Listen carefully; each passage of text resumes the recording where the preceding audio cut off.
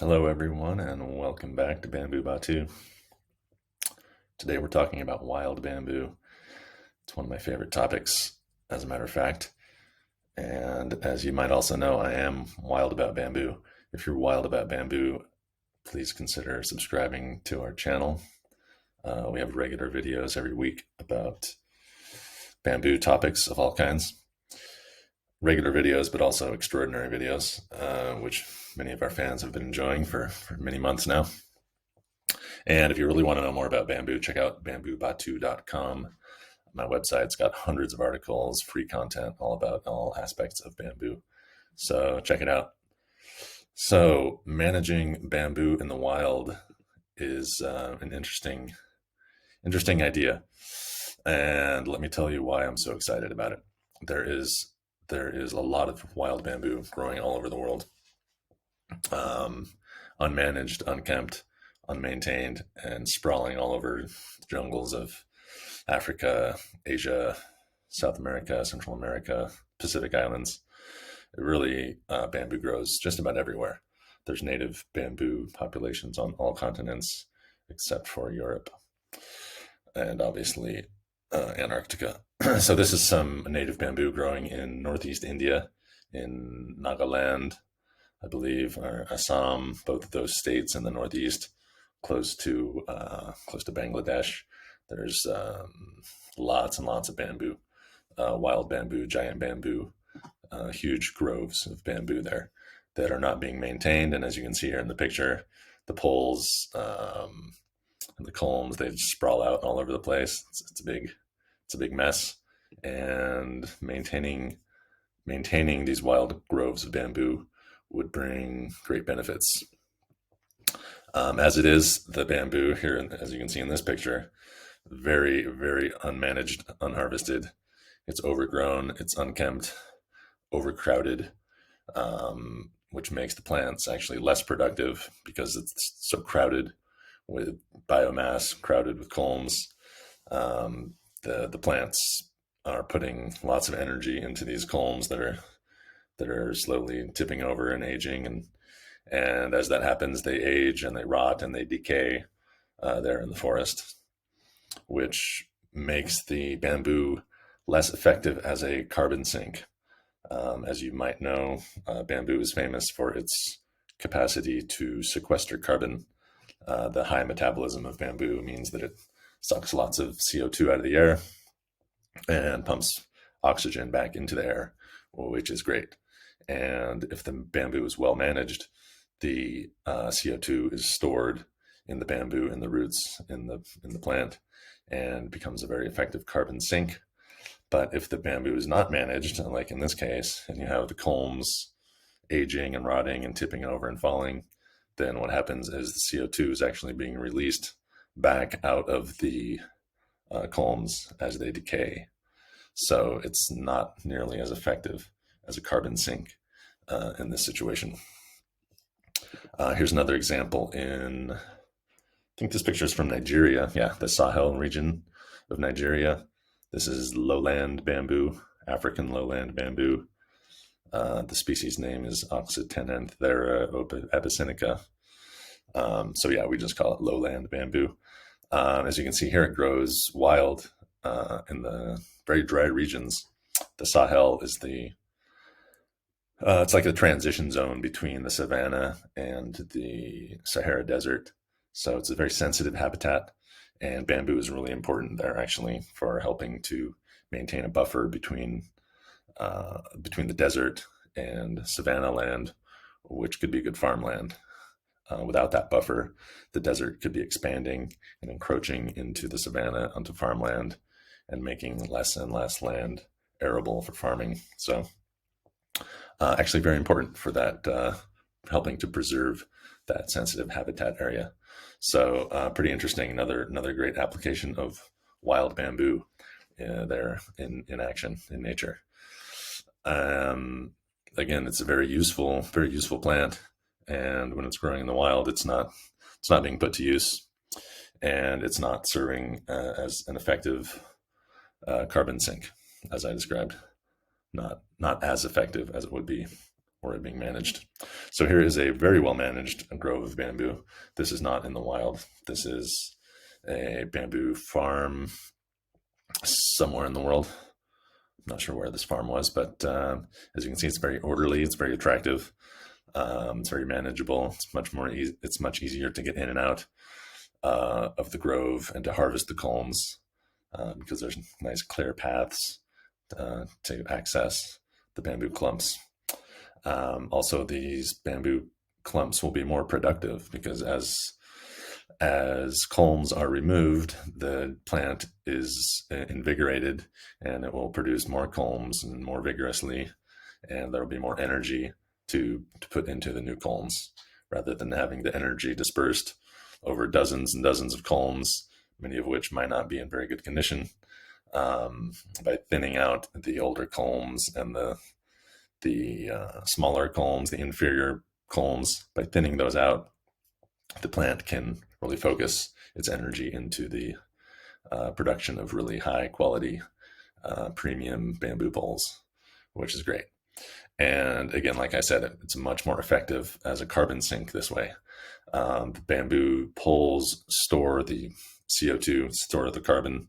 They draw the CO2 out of the atmosphere, store that carbon in the roots and in the culms of the plant. And then if you harvest the poles when they're at their peak, at their prime, there's a lot of carbon in there and it's going to be locked in there. So if you make building material with it, for example, that carbon is locked into the structure of your building for decades to come. And meanwhile, there's also lots of carbon contained in the roots and the rest of the biomass of the bamboo plant, which is a great place for carbon to be. Carbon in the atmosphere, not so good. Carbon in the soil and the plants is great. So let's move on here. We have another example of bamboo poles languishing in the wild. These are not going to be your best quality poles. If you start harvesting wild bamboo in this situation, you're not going to be able to build really beautiful products with this bamboo.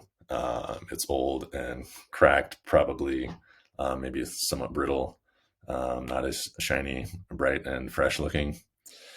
And so it's not so suitable for construction or for high value add products, but that does not mean it's not valuable.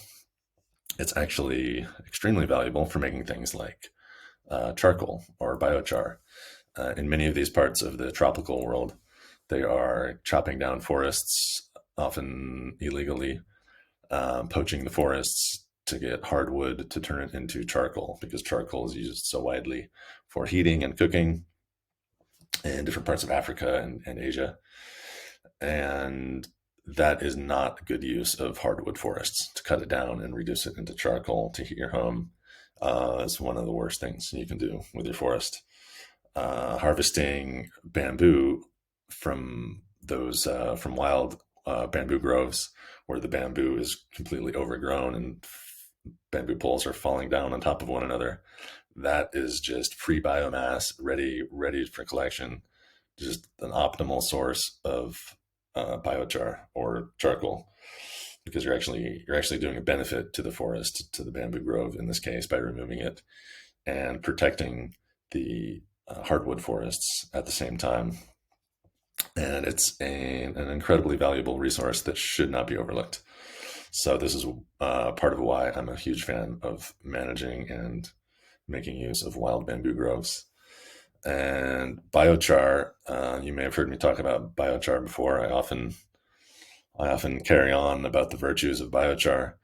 It is very similar to charcoal, but instead of using it to heat your home or to cook, which involves burning it and releasing lots of smoke and greenhouse gases into the atmosphere, instead of doing that, the coal, the char is reduced down to like a powder form, which is super high in carbon, and you bury that carbon in the ground, where again it is very beneficial. You're taking CO2 out of the air, putting it into capturing it in the biomass of the plant, reducing it into biochar, which is about 80 to 90% carbon, and then placing that carbon into the soil, mix it with compost or manure or something like that first, put it in the soil.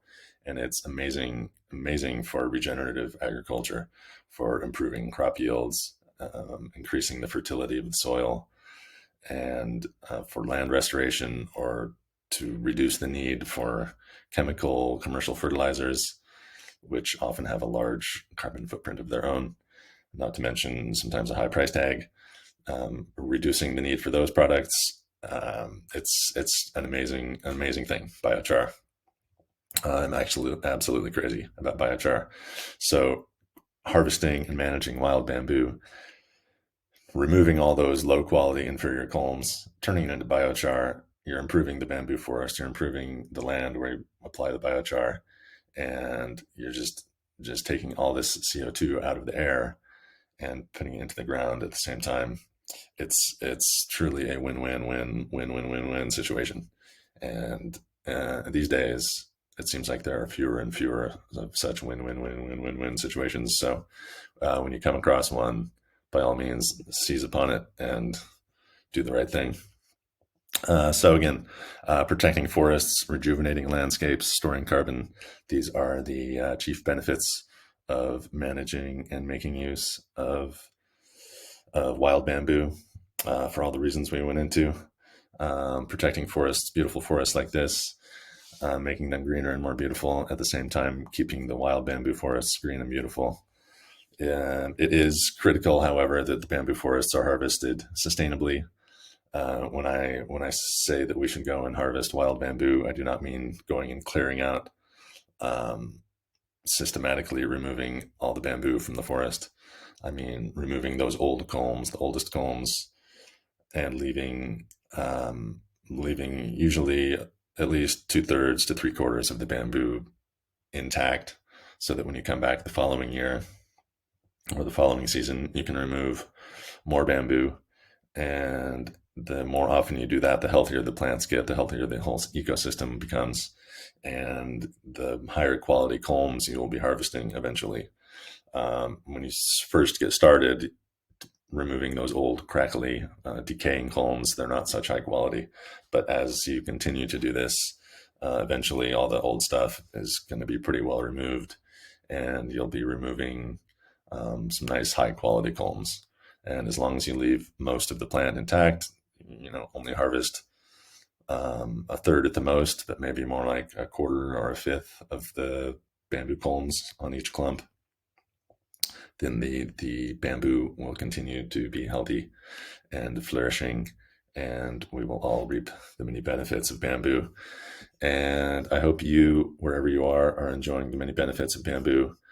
And if you want to know more about bamboo, like I said, subscribe to our channel, check out bamboobatu.com, attend the European Bamboo Expo coming up this summer. That's June 2nd and 3rd, 2023 in Germany. I've got a great video about that. Check out the directory of videos on my channel.